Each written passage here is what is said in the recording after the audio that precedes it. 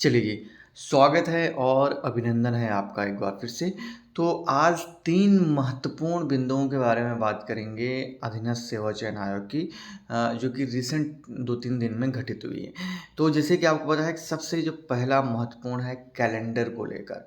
जैसे कि तमाम अभ्यर्थी आयोग पहुँचे थे, आयोग के ऊपर दबाव बना, तब जाके आयोग ने एक कैलेंडर जारी किया और ये आयोग का आई थिंक जो कैलेंडर जारी हुआ है वो उससे स्पष्टता दिखती है कि आपाधापी में कैलेंडर जारी हुआ है, जिसको कल जो मीटिंग में शामिल थे बेरोजगार संघ के अध्यक्ष साहब, उन्होंने साफ स्पष्ट क्लियर कर दिया कि आयोग जो है कैलेंडर को जारी करने में अभी और समय लेना चाहता था, लेकिन अभ्यर्थियों के लगातार दबाव के चलते आयोग को आखिरकार कैलेंडर जारी करना पड़ा और उस कैलेंडर में क्या-क्या आपाधापी हुई वो जो है स्पष्ट दिखता है। क्योंकि बहुत सारी चीज़ें मैंने कल की वीडियो में भी कहा था, मुझे मुश्किल से मुश्किल, मुश्किल से मुश्किल और मुश्किल से मुश्किल 5% ही भरोसा है कि ये पूरा कैलेंडर समय पर चल पाएगा, क्योंकि ऐसा उसमें चीज़ें मतलब हैं कि अगर मतलब वही 3-4 मंथ में वो पूरा का पूरा निपटा देना चाहते हैं, जो कि मुझे संभव लगता नहीं है। आप मुझे कमेंट में बताइएगा, ठीक है? चलिए, लेकिन इससे पहले चैनल पर नए हैं तो लाइक, कमेंट एंड शेयर, बाकी टेलीग्राम से ज़रूर ज्वाइन कीजिएगा हमारे ऑफिशियल यूट्यूब चैनल के नाम से, जिसे आप डायरेक्टली यूट्यूब पे टेलीग्राम पे सर्च कर सकते हैं।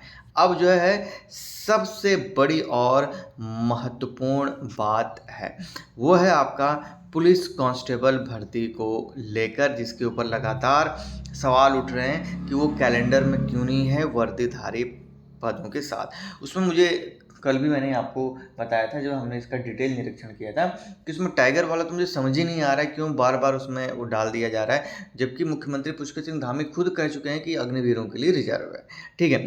अब जो बड़ी बात है कि भाई कैलेंडर में क्यों नहीं शामिल किया गया है पुलिस कांस्टेबल, तो साफ-साफ इसमें कहा गया है कि पुलिस कांस्टेबल के पदों का अधियाचन अभी तक आयोग को प्राप्त नहीं हुआ है। रिसेंट टाइम में 2 बैठकें हुई हैं, जिनमें ये स्पष्ट झलक है कि आयोग और तमाम कार्मिक ने डिपार्टमेंट को कहा है कि जितने भी खाली पद हैं उसका अधियाचन जल्द से जल्द आयोग के पास पहुँचे।